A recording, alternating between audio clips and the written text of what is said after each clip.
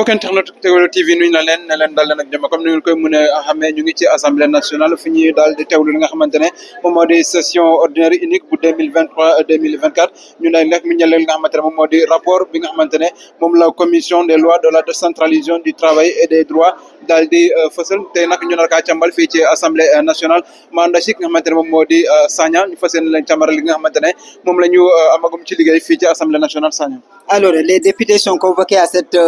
session ordinaire pour examiner la loi concernant la décentralisation des travaux et des droits humains. Mais par rapport au contenu du projet de loi, exposé des motifs, qui fait Assemblée nationale, le projet de loi, pousse élection présidentielle 6 mois, exposé des motifs. Qui 6 mois, le projet de loi, le rapport, il faut coïncider avec le 25 août 2024, le député dans la proposition de ñoo daal di wax ni comme 6 mois yooyu noonu dafa correspondre ak Magal Touba bu war a dem le 24 août 2024 kon ñoom dañuy daal di prolonger ba mu nekk le 25 février 2025 maanaam 12 mois de report la ñuy réclamer la ñuy bëgg a voter fi nga xamante ni moom moo di assemblée nationale. Au préalable Cheikh Bara Dolly Mbacké dafa dugal nga xamante ni moom moo di proposition de motion mu nekk préalable maanaam loo xamante ne dina daal di renvoyer kii di ce projet de loi pour ñu bañ koo voter waaye nag dans les en proposant aux députés ñoo xamante ni ñoom ñooy pour ñu bañ a voter kii di ñu bañ a examiner si le projet de loi ñoom 42 la ñu woon contre 100 ñoo xamante ni ñoom ñooy des députés de l'intercoalition Benno Bokk Yaakaar Parti démocratique Sénégal maanaam PDS les libéraux avec un seul abstenu si la les députés ñoo xamante ni ñoom ñooy di bokk ci opposition ñu contre pour que projet de loi bi ñu mun koo lancer ñu mun koo adopter ci assemblée nationale ñoom ñu daal di taxaw ñu ne il faut ñu defaat beneen motion de beneen question préalable bi mën a wane ni ñoom député yi ànduñu ci 12 mois de prolongation du mandat du président de la République en jeu. Sagna comme ni nga ko waxee en tout cas ki nga xamante ne moom moo di député Bara doon ñëwaat ci li nga xamante ne moo di exposé yi xam ne war nañ dem jëli réaction Guy Marius après naa leen ko yónnee day wax ci benn article tout député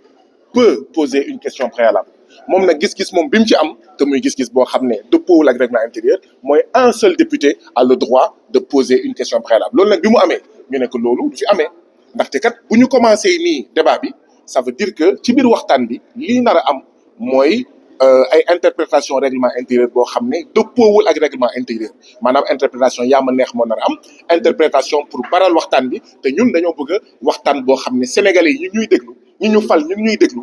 d'accord foog ñu comprendre débat bi foog ñu comprendre enjeu yi loolu moo tax ñu ne tout député peut poser une question préalable mais ubbi liste député yëpp yi nga xam ne dañoo am question préalable ñu poser seen question préalable pas que ñu jox ko benn rek donc lii mooy suñu jafe-jafe léegi nag ñun dañoo pare tey duñu may président assemblée nationale mu faagaagal suñu benn sañ-sañ donc bépp sañ-sañ bi nga xam ne règlement intérieur moo ñu ko may tey jii nii dinañ ko jaayanteeg ñoom ba fu mu yem neex ndaxte le Sénégal est en danger ndaxte on parle de coup d'état constitutionnel on parle de putsch en fait électoral et donc ñun loolu jaral nañu lu nekk ngir ñu sàmm li nga xam ne moom mooy intérêt askanu Sénégal ci waxtaan bi fii tey. Oui, nous avons un collègue député qui a posé une question préalable et cette question préalable lui a été accordée et d'autres collègues dont moi-même nous avons voulu nous inscrire sur la liste des députés qui veulent intervenir pour aussi poser des questions préalables. Le président de l'Assemblée nationale nous a dit qu'un seul député pouvait poser une question préalable. Or, si vous allez dans le règlement intérieur, je vous le montrerai d'ailleurs, il y a un article qui dit tout député peut poser une question préalable. Tout député peut poser une question préalable, ça veut dire n'importe quel député. Tout député peut poser une question préalable ne signifie pas un seul député a le droit de poser une question préalable. Voilà en fait la divergence que nous avons et le président de l'Assemblée nationale, comme à son habitude, a voulu faire un passage en force antidémocratique, a voulu faire un passage en force contraire au règlement intérieur de l'Assemblée nationale, c'est à quoi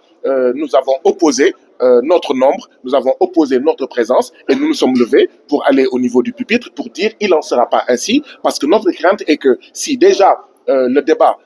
autour de ce que nous considérons comme un putsch électoral, un coup d'État constitutionnel commence ainsi, cela n'augure pas d'un débat démocratique, cela n'augure pas en fait pour la suite d'un respect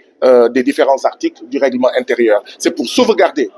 nos droits consacrés par le règlement intérieur de l'Assemblée nationale que nous nous sommes levés et nous ne comptons pas reculer d'un iota tant que le président de l'Assemblée nationale ne fera pas respecter ce règlement intérieur et qu'il puisse permettre que tous les députés qui ont des questions préalables puissent s'inscrire.